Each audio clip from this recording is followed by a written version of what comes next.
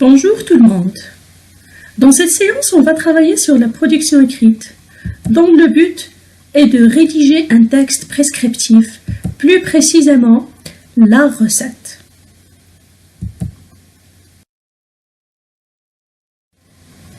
Alors tout d'abord, qu'est-ce qu'un texte prescriptif? Alors un texte prescriptif est un texte qui propose une action ou donne des instructions à quelqu'un.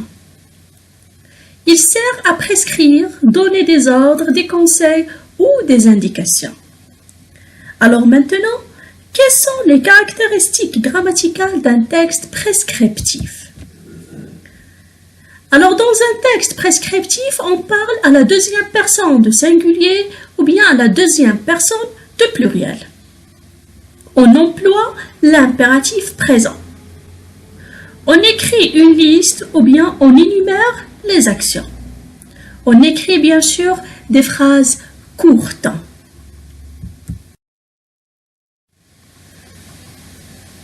Alors, pour comprendre de quoi il s'agit, on doit donner des exemples. Les voici. Ordonnance médicale. Notice de médicaments. Règles de jeu. Alors les textes qu'on trouve dans ces trois situations, on les appelle bien des textes prescriptifs qui respectent bien sûr les caractéristiques grammaticales dont on vient de parler. Le texte prescriptif dont on s'intéresse aujourd'hui, c'est la recette de cuisine. Et voici l'exemple.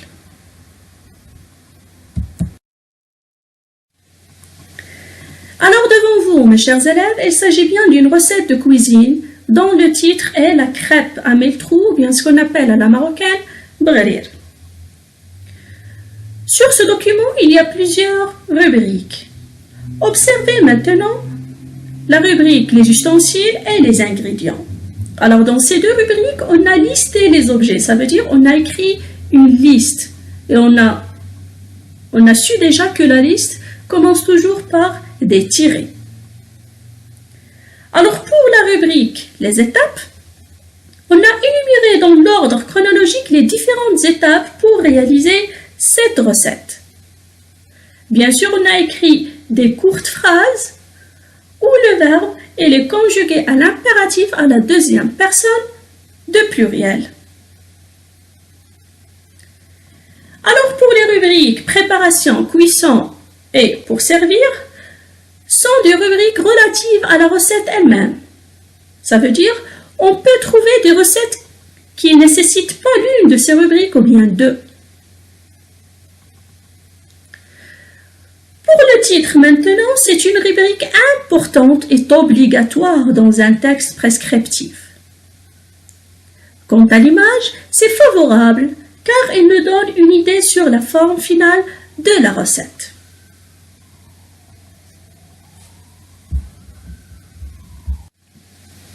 Alors maintenant, pour écrire une recette de cuisine, on n'a qu'à respecter ces rubriques. Ça veut dire pour la rubrique des ustensiles, elle reste la même, sauf que je change les objets. C'est la même chose pour les ingrédients, j'écris les ingrédients relatifs à la recette que j'aimerais bien rédiger. Le temps de préparation de la cuisson et pour servir aussi, c'est tout relatif à ce que je voudrais préparer. Les étapes aussi, même pour l'image, je dois choisir l'image qui représente ma recette. Et aussi le titre, je dois écrire le titre qui présente bien ma recette. J'espère que c'est clair, mes chers élèves.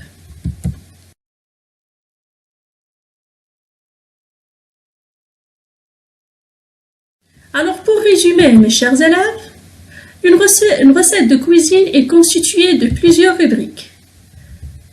Tout d'abord, le titre de la recette, la liste des ustensiles et des ingrédients, les étapes pour la préparation présentées dans l'ordre chronologique, le temps de préparation et le temps de cuisson.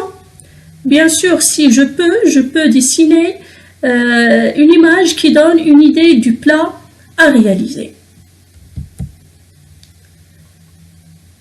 Pour écrire une recette, je dois faire attention à lister les différentes étapes dans l'ordre chronologique,